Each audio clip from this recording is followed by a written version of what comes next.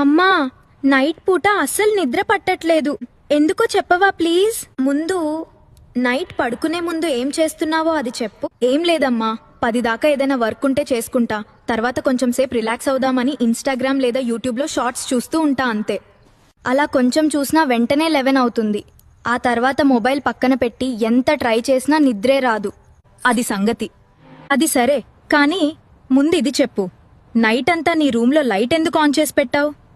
అబ్బా పిసినారమ్మా, నేను నిద్ర రాలేదెందుకు అని అడుగుతుంటే కరెంట్ బిల్ వస్తుందేమో అని లైట్ ఆపలేదా అని అడుగుతున్నావా?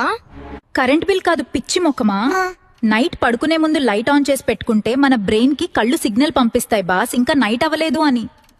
అప్పుడు నిద్ర రావడానికి మెలటోనిన్ అనే హార్మోన్ ఉందిలే, అది రిలీజ్ అవ్వద్దు అని చెప్తుంది. మీరు కూడా ఈ తప్పు చేస్తున్నారా? కామెంట్ చేయండి.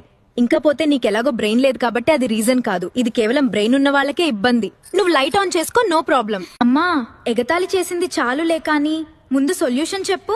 మంచిగా నిద్ర పట్టాలి అంటే ఈ చిట్కాలు పాటించాల్సిందే. ఇంకా పడుకునే ముందు మంచిగా కూల్ వాటర్ తో ఫేస్ వాష్ చేసుకోవాలి, అది మీ కళ్లకు రిలాక్సేషన్ ఇస్తుంది. మాయిశ్చరైజర్ లేదా సీరం అలవాటు ఉన్న వాళ్ళు అప్లై చేసుకోండి. ఇంకా ఎడం వైపుకు తిరిగి పడుకోవాలి, ఎందుకంటే మన కడుపులో రిలీజ్ అయ్యే యాసిడ్స్ అన్ని ఆ సైడ్ ఉంటాయి. కుడిపక్కకు తిరిగి పడుకుంటే కడుపులో ఒక యుద్ధమే జరుగుతుంది.